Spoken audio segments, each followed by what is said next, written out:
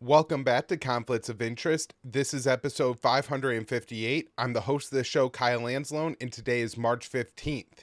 We have a lot to talk about on today's show. This is the extra episode for the week. It's been a pretty heavy news week here, so a lot to talk about on today's show. Be sure to share the show if you can. It's hosted at the Libertarian Institute on the blog at antiwar.com, YouTube, Rumble, or Odysee for the video version of the show, and of course, anywhere you can listen to audio podcasts, and then follow me on Twitter at @KyleAnzalone_, where not only do I post all the episodes of this show, but every article that I write. And this week, that was, I think, pretty close to 15 articles that I have written now. So head on over either to my Twitter handle at @KyleAnzalone_, the Institute, or antiwar.com to keep up with all the works that I'm writing and the shows that I put out. Here we go. All right, this one is from Will Porter. Pentagon greenlights F-35 for full rate production. The U.S. military has approved the F-35 fighter jet for full rate production, authorizing the move after a 5-year delay. Though hundreds of F-35s have already entered U.S. and foreign service, the plane only recently completed mandatory combat simulations. The Pentagon announced the decision in a press release on Tuesday, saying the F-35 had finished digital testing and was now authorized to enter full-rate production. Following years of delay, Defense Acquisition Undersecretary William LaPlante hailed the news as a major achievement for the fighter. And this is a revolving door kind of guy. He's from the defense industry. So, of course, he's happy about anything that's going to result in more weapon sales. While the milestone was originally scheduled for 2019, the jet encountered a series of problems while training in the Joint Simulation Environment, which aims to simulate combat scenarios with enemy warplanes and air systems. The military required the F-35 to undergo 64 JSE tests before it could be cleared for full production, which did not occur until the summer of 2023. However, with arms giant Lockheed Martin already churning out the F-35 at full capacity, the decision was largely symbolic, merely signaling the Pentagon's confidence in the jet. Lockheed delivers nearly 1,000 F-35s to U.S. and foreign allies, even as the aircraft was plagued by major design flaws requiring constant upgrades. Despite the improvements, however, the Pentagon review published in January found that the operational suitability of the plane remained below service expectations and requirements, also reporting critical failures in several key F-35 components. A Government Accountability Office report also noted massive cost overruns and production delays for the warplanes, observing that the F-35 upgrades had exceeded initial estimates by billions. The report dubbed the plane's most expensive weapon systems programs and concluded that the total cost to buy, operate, and sustain the F-35 would ultimately exceed $1.7 trillion. The full rate production decision came just days after the Pentagon announced that the Air Force F-35 A variant had been authorized to deploy nuclear weapons, allowing it to carry the B-61-12 thermonuclear gravity bomb. All right, next up, another one from Will Porter, this one at the Libertarian Institute. Europe doubled arms imports over 5 years. Europe nearly doubled its purchases of weapons in recent years, with Ukraine helping to drive the trend as it boosted imports by more than 6,000%, according to the data compiled by the Stockholm International Peace Research Institute, and this is SPIRI. Russia arms exports, meanwhile, dropped by more than half during the same period. SPIRI research published on Monday shows a 94% spike in European arms imports from 2019 to 2023 as compared with the previous 5 years. U.S. contractors account for a growing number of those sales, with around 55% of Europe's imports supplied by American firms between 2019 and 2023, up from just 35% for the previous 5 years. More than half of arms imports by European states come from the USA, SPIRI Director Dan Smith said. At the same time, Europe is responsible for about a third of global arms exports, including large volumes going outside the region. France accounts for much of the latter figure, boosting its weapons exports by 74% from 2019 to 2023. The increase has made Paris the world's #2 arms dealer, with Moscow taking third place and Washington securely holding the top spot. Russian arms sales have seen a significant fall over the same time period, dropping 53%, what Sperry described as a rapid decline. Though Russia sold major arms to 31 nations in 2019, that number had dropped to just 12 in 2023. India and China make up a large portion of the sales, accounting for 34% and 21% respectively. Facing full-scale war with Russia since Moscow's 2022 invasion, Ukraine has quickly become one of the world's top arms buyers, raising to 4th place in the global rankings and 1st in Europe. According to an interactive map published by Sperry, Kiev's weapons imports ballooned by a staggering 6,633% between 2019 and 2023, with at least 30 states supplying military hardware in that time. Though American aid has largely dried up in recent months, the U.S. has been Ukraine's largest backer by far, authoring the better part of $100 billion in military, financial, and humanitarian assistance to date. In addition to its growing European market share, the U.S. also staked a bigger claim in Asia and Oceania, becoming the largest arms supplier in both regions for the first time in 25 years. While Russia now makes up 19% of exports to the same countries, U.S. firms are responsible for 34% of those sales. Washington also remains Israel's top weapons provider, Sperry data shows, accounting for 69% of the country's imports. Now, just a couple other things on this article before I move on. I saw some of the reaction to this as, look how much better America is than Russia because Russia's weapons sales are declining globally and ours are increasing. Of course, I see, America being the world's global arms dealer as being problematic, just not, on a moral level. Certainly it is, very disturbing that we're selling weapons, particularly to Israel to conduct the slaughter in Gaza. But, this is the case. Saudi Arabia, the UAE, Qatar, all the weapons that we poured into Syria, the groups that we have propped up across Africa, all these weapon sales that we've, carried out have largely been used to kill innocent people across the world. These arms sales aren't going to, or they just sit around, right? But, they're not going to conduct moral crusades or to help people free or liberate themselves or anything like that. And so it's not necessarily a good thing that the U.S. is the world's leading arms dealer. I guess it doesn't necessarily have to be like just a philosophically terrible thing, but I think where it's, practically a real problem for Americans is that the larger percentage of our industrial base of our economy is based on the military industrial complex, the more power that they have over our lives and the more influence they have in Washington and over the rest of the country. And so this is how they're going to continue to wage all their wars and to make sure Congress passes, bill after bill after bill after bill that gives them all of our money, all of our tax dollars, all of our influence. We get into more and more wars just to make sure they have more and more excuses to produce newer weapons that are more expensive and don't really accomplish anything anyways. All right, next up here is one from Dave DeCamp. French President Macron once again says NATO shouldn't rule out sending troops to Ukraine. All right, so this is from antiwar.com, March 14th. French President Emmanuel Macron once again said NATO shouldn't rule out sending troops to Ukraine despite the risk of direct war with Russia, which could quickly turn nuclear. The French leader sparked an uproar when he first made the comments about NATO troop deploying to Ukraine last month and has defended the bellicose rhetoric each time he's been asked about it.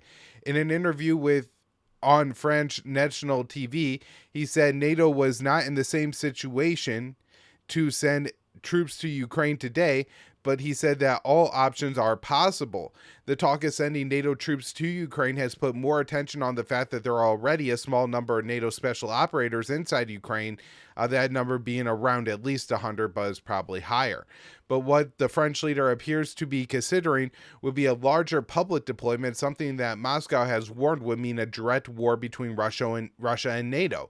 In the TV interview, Macron claimed that the war in Ukraine was existential for Europe and said that if the situation should deteriorate, we should be ready to see Russia. We should make sure that Russia never wins the war. The French leader criticized NATO countries for previously ruling out weapon systems for Ukraine that were sent last year. 2 years ago, we would never send tanks. We did. 2 years ago, we said we would never send medium-range missiles. We did. Those trying to say, let's not support Ukraine, do not make the choice of peace. They make the choice of defeat. And one thing I will say here that I think he kind of does get right. If you look at how the West has given weapons to Ukraine, they did not give weapons to Ukraine in the choice of peace. And in fact, I think he made a somewhat valid point that if they really, believe their rhetoric that the way to peace is by winning a war with Russia and Ukraine, then if that's the case, you would think, that he's kind of right. You would have dumped all the weapons in right away. But the way that the West has done it has almost been like, stringing a drug addict along or something like that, where every time Ukraine is thinking about negotiating or the war isn't going well for them and they might start to turn down that path, you're like, ooh, I got this new, bigger, better weapon system that's going to help you out just a little bit more. And sure, it'll take months to get there, and, we're going to drag out the process as long as we can, and it probably really won't change the battlefield, but, look, now you're going to get modern NATO tanks, now you're going to get modern NATO warplanes. This is really what the West has really disturbingly done to Ukraine, is just drag them along to keep them fighting in this war. Because from the Western perspective, from the the swamp in Washington, what the point of this war is to weaken Russia. It's not about Ukraine to them. It's about weakening Russia. And the longer the Ukrainians keep fighting, sure, the weaker that Ukraine gets, and sure, Ukraine is getting weaker disproportionately faster than Russia is. However, it is still harming Russia, and that is all the West wants. All right. Germany's Shouldnt says sending Ukraine Taurus missiles would be irresponsible. So somewhat of a different attitude than his French counterpart. German Chancellor Olaf Scholz said Wednesday he reaffirmed his position to arm Ukraine with Taurus missiles, which have a range of over 300 miles and could hit targets deep inside Russia. Scholz said that sending Taurus missiles would be irresponsible and that it would require the deployment of German troops to Ukraine. From my point of view, this is a very long-range weapon. Given the significance of not losing control over targets, this weapon could not be used without the deployment of German soldiers. Other members of Scholz's government want Germany to supply Ukraine with Taurus missiles, with the foreign minister Baerbock calling for Berlin to intensively consider the possibility. Scholz said the idea was out of the question, but he has taken steps to arm Ukraine previously with weapons that he had ruled out earlier in the war.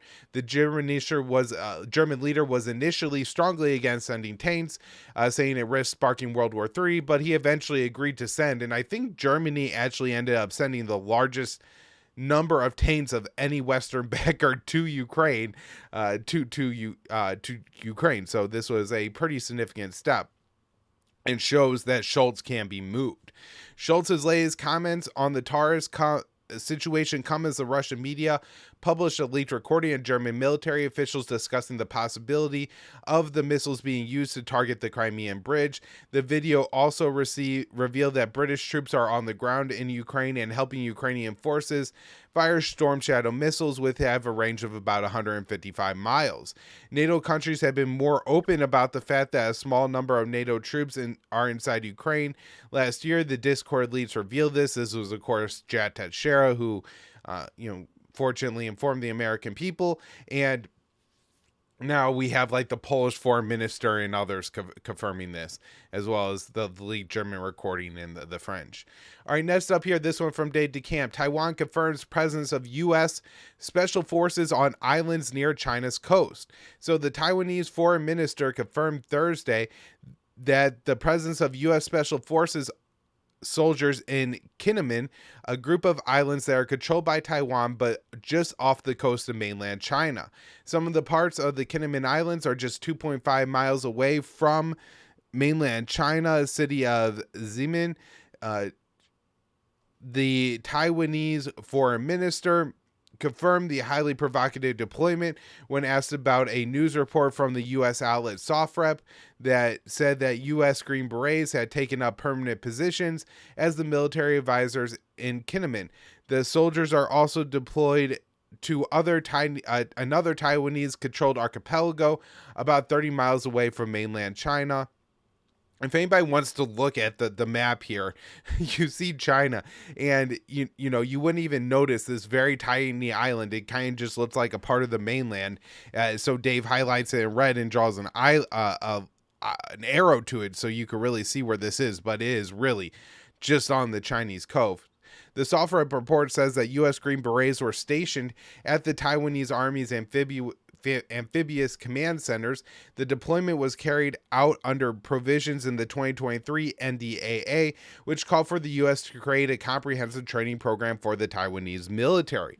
The new collaboration includes the U.S. troop training Taiwanese forces on Black Hornet Nano, a compact military drone. The Taiwanese foreign minister said the presence of the U.S. Green Berets was a learning opportunity for the Taiwanese military. The U.S. has significantly increased its military and diplomatic support for Taiwan in recent years, ratcheting up tensions with China. Last year, the U.S. deployed around 200 troops to Taiwan, marking the largest known U.S. military presence on the island since the U.S. pulled troops out after Washington severed diplomatic relations with Taipei in 1979. The U.S. also recently began providing Taiwan with unprecedented military aid. Since 1979, the U.S. has always sold weapons to Taiwan, but never financed the purchase or provided arms free of charge until last year. All right, moving on to some Gaza news here. Senator Chuck Schumer says Netanyahu is obstacle to peace and calls for Israeli elections. On Thursday, Senate Majority Leader Chuck Schumer slammed Israeli Prime Minister Netanyahu as an obstacle for peace and called for new elections in Israel. As a lifelong supporter of Israel, it has become clear to me the Netanyahu coalition no longer fits the needs of Israel after October 7th.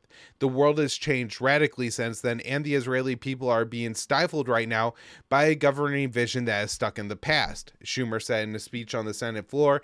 Schumer believes that a new election is the only way to allow for a healthy and open decision-making process that's about the future of Israel at a time when so many Israelis have lost their confidence in the vision and direction of the government.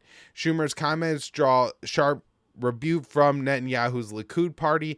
The party said Israel is an independent and proud democracy and Prime Minister Netanyahu, not a banana republic. It is expected of Schumer to respect Israel's elected government and not undermine it. This has always been true, but even more so in war times. Politicians in the U.S. were also unhappy with the Senate leader's remarks. Senate Minority Leader Mitch McConnell said Israel is not a colony of America whose leaders serve at the pleasure of the party in power in Washington.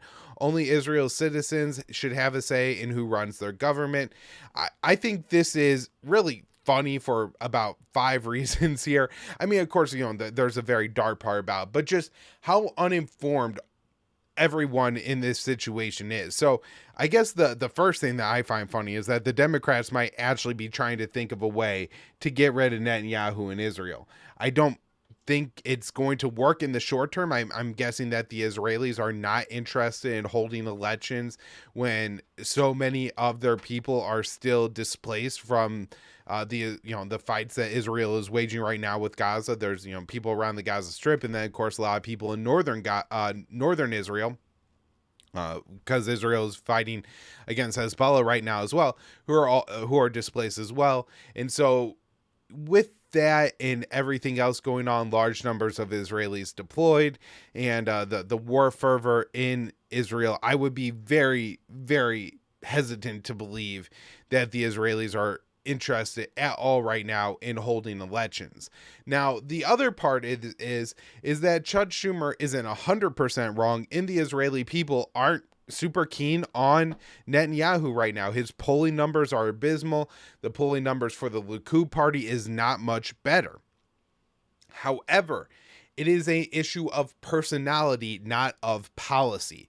So you know, Schumer and the Democrats are coming out, and this is, I think, an effort led by the White House, and I guess that's why Schumer's saying this and participating in this.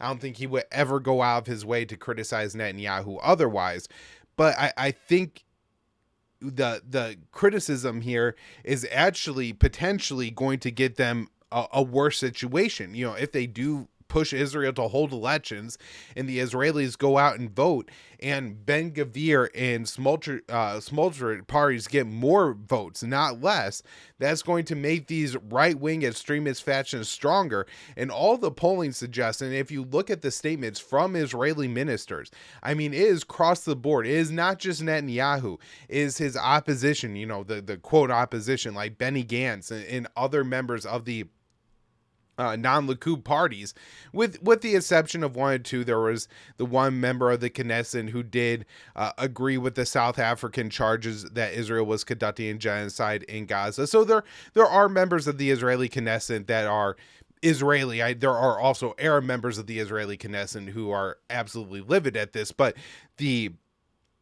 there are some Israeli politicians, but they are an absolute minority.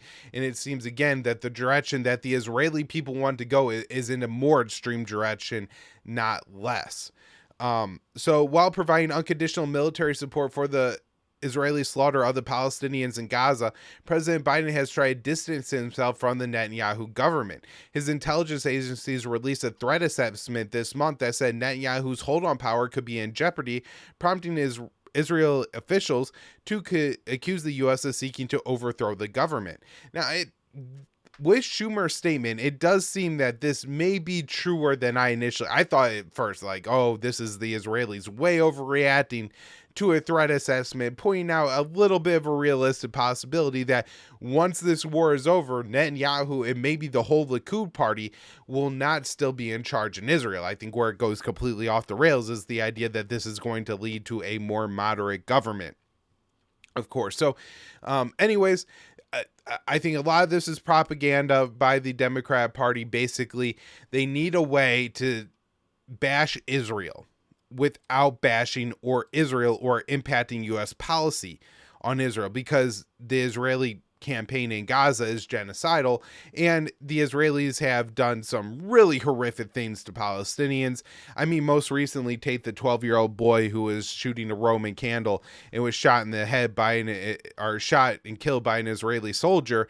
And then you have a member of the Israeli Knesset, a high-ranking member, the effective head of security forces in the West Bank, where this young boy was killed, praising, and not just on one occasion, but several times, praising the soldier who shot that 12-year-old boy, right? And so there are a lot of things that the Israelis are doing right now that are just so transparently not just wrong, but evil, to the point where, anybody who reads a story about a 12-year-old playing with a Roman candle who gets shot in the head, and then, not only is Israel doing like the runaround, oh, we're going to hold an investigation, maybe the soldier thought it was a bigger one. There's so many ways that you could excuse this, like the American politicians would if it was an American cop. But that isn't what they're openly celebrating, the murder of a child, right? And so when you get to that level of just unfettered evil, it's very hard for people to turn away from it. And so the White House needs a way to criticize that, but they don't actually want to change the policy behind that again is supported by the Israelis. And that's up here. European Union reports Israel provided no evidence for claims UNRWA tied to Hamas. So a top European Union official said that the body has not received any evidence from Israel to back its claims that the UN Palestinian Aid Agency is tied to Hamas. Several European Union members cut funding to UNRWA after Tel Aviv alleged that the organization's staffers participate in the October 7th attack, and thousands of employees have ties to Hamas. So Jans Lazarek, the head of the humanitarian aid at European Commission, said that no one at the European Union has received evidence to back the Israeli charges against UNRWA. The official added that even if the claims were true, it wouldn't justify cutting aid to the organization that provides life-saving assistance to hundreds of thousands of Palestinians. He said, even if those allegations at the end of the day prove to be true, that doesn't mean that UNRWA is the perpetrator. UNRWA has a critical role to play here because it has unmatched infrastructure, warehouses, shelters, and logistical capabilities. In January, Israel asserted it had compiled an intelligence dossier proving that 12 members of UNRWA participated in the October 7th attack on Israel, and thousands of others have ties to Hamas. Without seeing Tel Aviv's evidence, UNRWA officials fired the employees and launched an investigation, a decision that was praised by the European Union official. In the following days, Israel leaked a portion of the dossier to select media outlets. Those outlets reported that it contained no evidence to support the Israeli claims. UNRWA has started to compile a report into the Israeli claims. Reuters reviewed that document and said UNRWA found its employees were tortured, including waterboarding, to generate the false charges. As it appears Tel Aviv does not have evidence to bet the claims, Sweden and Canada have resumed funding for UNRWA. The Israeli military operations in Gaza have decimated the Strip, causing a humanitarian catastrophe. Nearly 2 million Palestinians are internally displaced and now rely on UNRWA assistance to survive. The UN organization also coordinates most of the aid entering Gaza. Israel has attacked UNRWA throughout the onslaught in Gaza. Over 160 employees have been killed in over 150 attacks on UNRWA facilities. The most recent attack was an airstrike on an UNRWA food distribution center in Rafah, killing 5. All right. Next up, a couple stories on Lebanon here from Jason Ditz.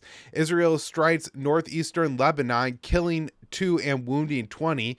Tensions continue to rise on the Lebanon-Israel border today, with Israel conducting airstrikes in northeastern Lebanon, not far from the Syrian border, leveling a warehouse containing food and killing at least 2 people. Officials say the two airstrikes targeted Hezbollah sites and were a response to rocket fire earlier in the day. Lebanese security officials say 20 people are wounded in the attack and at least 9 remain hospitalized. Earlier, Hezbollah fired some 100 rockets against targets in northern Israel, say they were aiming for a pair of army bases in the occupied Golan Heights. There was no word on what was hit in the rocket fire, but alarms were heard in both Golan and Galilee. Hezbollah says the rockets were retaliation for an Israeli attack near the city of Baalbek, also in northeastern Lebanon. The strikes were reported on Monday, hitting a former Hezbollah building. In addition to the strikes in northeastern Lebanon, Israel reported airstrikes against the southern region as well, saying they hit at least 3 rocket launchers that were the source of the Hezbollah fire. All right, another one here from Jason. Israeli drone strike kills Hamas member and civilian in southern Lebanon. This is from March 13th. Continuing attacks in southern Lebanon, an Israeli drone today struck a car traveling near the city of Tyre, killing a Hamas member and a civilian bystander and wounding 2 others. The slain Hamas member was Hadi Mustafa, described by Israel as a significant figure who directed terror squads attacking Israeli and Jewish targets worldwide. Mustafa actually lived in the Rashdale refugee camp in Lebanon, and while Hamas television identified him as a military leader, these sources have also denied that he was a senior figure in the Hamas movement. Israel claimed Mustafa worked under Samir Fadei, assassinated on January 7th in Beirut in the course of the slayings of negotiator Salah Arori. The civilian killed and 2 others wounded in southern Lebanon were not identified, though the slain man was reportedly a Syrian who was riding his motorcycle passing the targeted car during the time of the attack. All right, one last story here on Lebanon from Jason. Israel destroys house in southern Lebanon, intercepts drone. So this one from March 14th. After an overnight exchange of rocket and artillery fire in southern Lebanon, Israeli warplanes carried out an airstrike against a 2-story house on Thursday.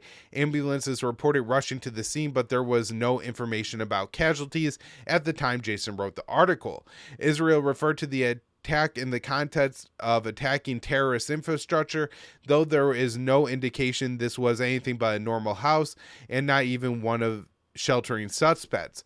And so I mean, from what Jason is describing here and what he's writing about is an ongoing war between Israel and Hezbollah that has remained on this near boiling simmer, but not quite boiling over yet.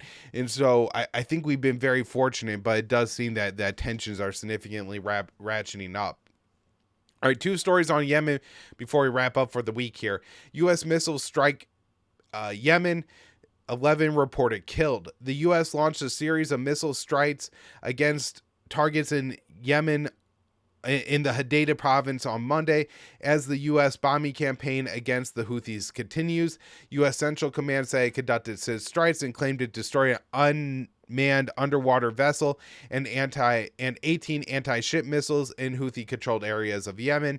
The Houthis state media said that 14 U.S. and British airstrikes were launched against targets in Hadida, but the British Defense Ministry said it wasn't involved. The U.S. and Britain have conducted several rounds of joint missile strikes against Yemen, but most of the bombings have been launched by the U.S. unilaterally. This is mostly due to Britain's limited military capabilities in the region.